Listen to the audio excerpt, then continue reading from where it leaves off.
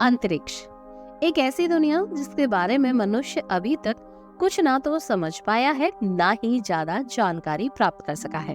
अंतरिक्ष एक ऐसी जगह जहाँ मनुष्य के लिए जाना, रहना और समझना दोनों ही बहुत ज्यादा महत्वपूर्ण कार्य है। लेकिन आज इंसान विज्ञान की सहायता और तकनीकी ज्ञान से ज्यादा अंतरिक्ष को समझने का प्रयास कर रहा है। इंसान आज से कुछ सदी पहले आकाश की ओर टकटकी लगाकर यह सपना देखा करता था कि एक दिन ब्रह्मांड के रहस्यों को उजागर करेगा।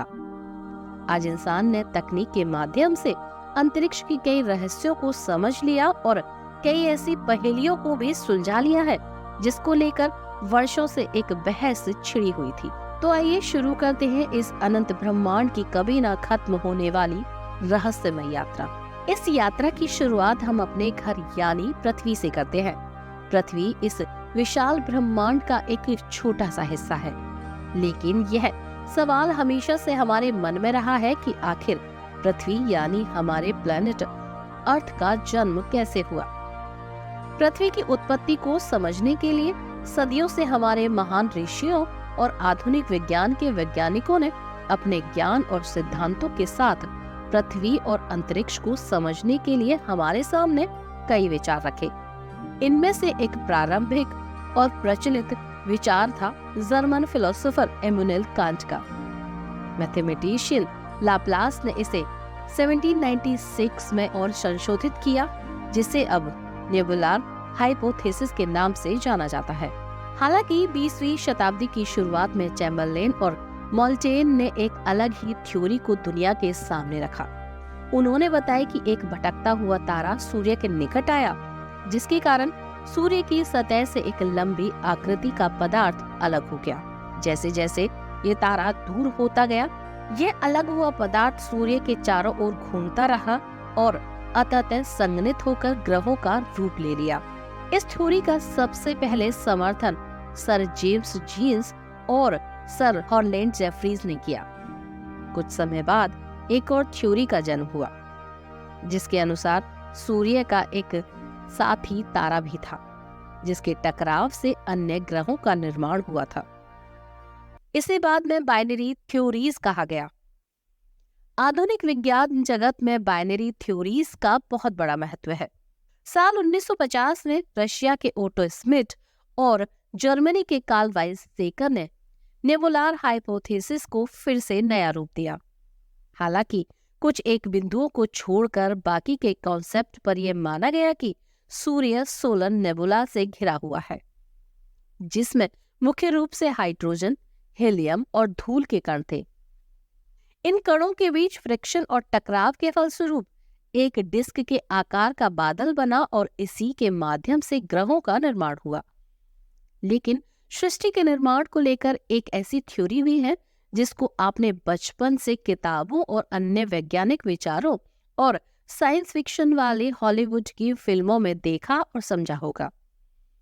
इसका नाम है big bang theory. Big bang theory को वैज्ञानिक भाषा में एक्सपेंडिंग यूनिवर्स हाइपोथेसिस भी कहा जाता है। बिग बैंग थ्योरी ब्रह्मांड की उत्पत्ति की व्याख्या करने वाला सबसे प्रचलित और वैज्ञानिक रूप से स्वीकृत मॉडल है। बिग बैंग सिद्धांत के अनुसार बहुत साल पहले पूरा ब्रह्मांड जिसमें हम रहते हैं एक अकल्पनीय रूप से छोटे, बेहद गर्म और घने बिंदु में सिमटा हुआ था। इस बिंदु में अत्यधिक तापमान और घनत्व था। लगभग 13.8 अरब साल पहले यह छोटा अत्यधिक घना बिंदु एक विशाल विस्फोट के साथ फटा। इस विस्फोट और इस क्रिया को ही बिग बैंग कहा जाता है। बिग बैंग के बाद ब्रह्मांड का अत्यंत तेजी से विस्तार होना शुरू हुआ। यह विस्तार आज भी जारी है। आप इसे ऐसे समझ सकते हैं कि जैसे कोई गुब्बारा फूल रहा हो और उस पर बने हुए बिंदु एक दूसरे से दूर होते जा रहे हों। यही प्रक्रिया ब्रह्मांड में भी हो रही है। जैसे जैसे ब्रह्मांड का विस्तार हुआ, इसका तापमान और घनत्व और भी कम होने लगा। इसी प्रक्रिया से धीरे धीरे तारों, आकाशगंगाओं और ग्रहों का भी निर्माण हुआ और इसी क्रम में आगे चलते रहने पर हमारी पृथ्वी का भी निर्माण हुआ। लेकिन ये निर्माण शुरुआती चरणों में एकदम से नहीं हुआ था।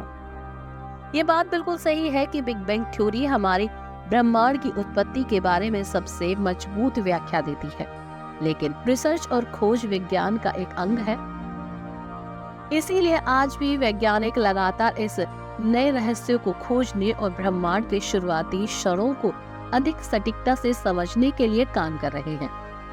बिग बैंग के शुरुआती समय में ऊर्जा का समान वितरण नहीं था और इसी ऊर्जा ने निर्माण किया एक ऐसी शक्ति का जिसके बिना पृथ्वी पर हमारा जीवन संभव नहीं है।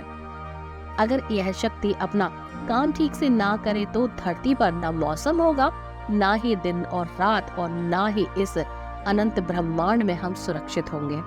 इस शक्ति का नाम था ग्रेविटी यानी गुरुत्वाकर्षण। ग्रेविटी की ताकत ने ही विशाल आकाश गंगाओं यानी कि गैलेक्सियों के निर्माण का आधार तैयार किया, जिनमें से प्रत्येक में अरबों तारे होते हैं। आकाश गंगाएं विशाल दूरी पर फैली हुई है, जिसे मापने के लिए लाइट ईयर्स का उपयोग किया गया। इन आकाश गंगाओं का डायमीटर 80,000 से 1,50,000 लाइट ईयर्स के बीच होता है। इन आकाश गंगाओं यानी गैलेक्सियों में एक हमारी गैलेक्सी भी है, जिसका नाम है मिल्की वे। इस मिल्की वे में ही है हमारा सौरमंडल, जिसमें हमारा तैयार है सूर्य और पृथ्वी के साथ कुल 8 ग्रहों और उपग्रहों का परिवार। हैरानी की बात यह है कि इस सौरमंडल ही नहीं, इस पूरी मिल्की वे में अकेली पृथ्वी पर ही जीवन संभव है। और इसी सवाल के चलते अंतरिक्ष की एक कहूज और भी रोमांचित हो जाती है कि आखिर पृथ्वी पर ही जीवन संभव क्यों हो पाया है।